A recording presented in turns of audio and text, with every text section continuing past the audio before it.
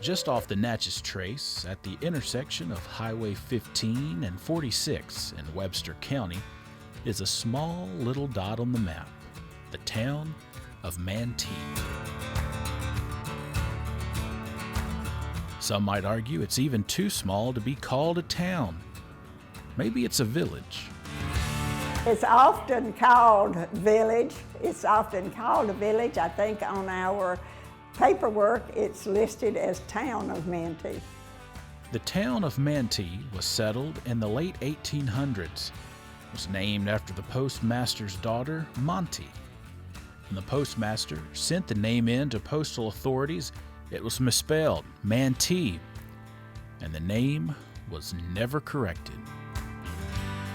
In 1904, the railroad line was built and served as an economic driver for Mantee.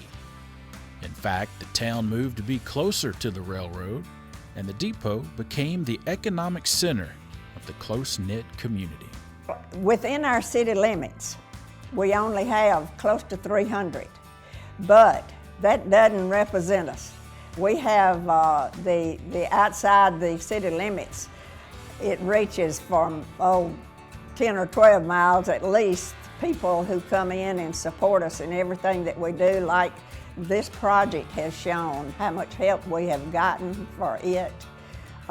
Whenever we did a lot of the work here, it was volunteer work, and our community just, it comes together and supports us.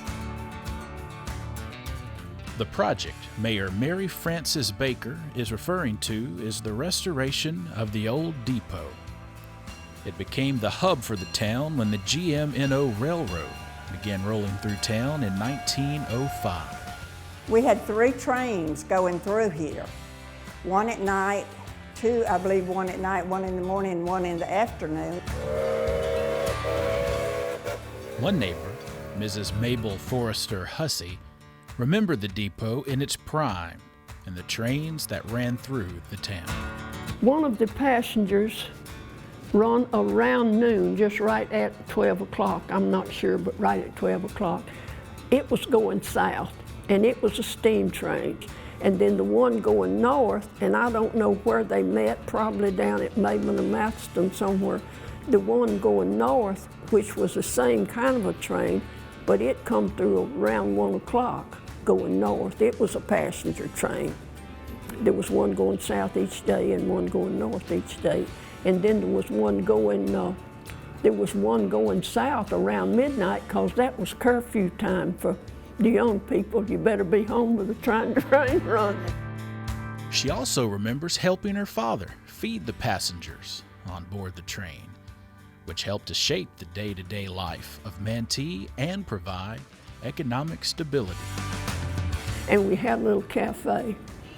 And during that time, and I don't know how it got started, we started carrying lunches out of the cafe to the train. And every day I went over to the depot. A little bit is around 12. The depot agent would know how many lunches they wanted. And my dad and me would carry them out there when the train come. This was during the Depression, and people did not have money. And of course, the guys were all leaving, going to service, and they caught the train. A lot of them caught the train here in Mantee to leave, and it just kept us alive. It kept the community going. The rail line eventually left Mantee, leaving the old depot behind. It took on a temporary use as a fire station and then a community center, before being moved to Mantee Lake. It sat empty for years until the town received grants from the Mississippi Department of Transportation and the Mississippi Department of Archives and History, which helped restore the depot near its original location and gave it new life. The mayor explained how the idea for a depot renaissance was born. I saw the depot in Eupora and thought it just looked so good.